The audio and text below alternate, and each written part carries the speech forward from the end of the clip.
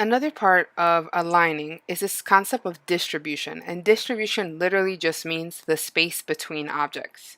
And most of the time when you're designing, things need to be evenly spaced. It can be kind of hard to figure out exactly how much space is between each object manually, so again, this distribution setting really just saves us some time. We're going to practice distributing in different ways. Just like alignment, you still have to have everything selected, and you still want to be in your properties or in your alignment window. The distribution settings are on the bottom here, and if you click these three buttons on the right, the distribution settings are right here as well. In this case, I want to distribute through the horizontal center.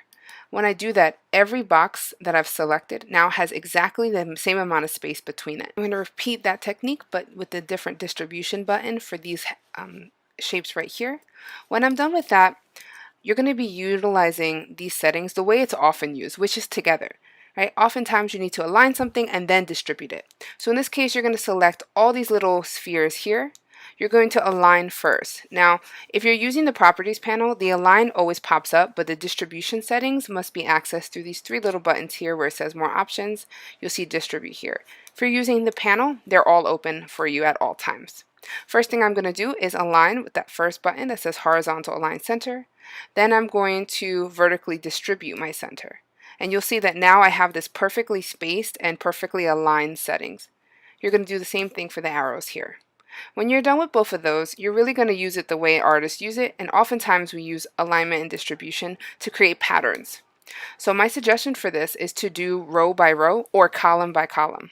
For example, if I want all of these leaves to be evenly spaced, I'm going to kind of put one leaf all the way down here, one leaf here, and then I'm going to select this row only. I'm going to center them, then I'm going to distribute them. And now I will have perfectly spaced and lined up leaves. I'm going to do the same thing with the next row. Select all of them, align, distribute, and repeat that. After I'm done aligning and distributing all my rows, I can kind of clean them up if they're a little off, and then grab this kind of brown square in the back and throw it behind here. If you finish early, try creating your own pattern with some of these copies of leaves and fall themes to make a pattern down here using align and distribution settings.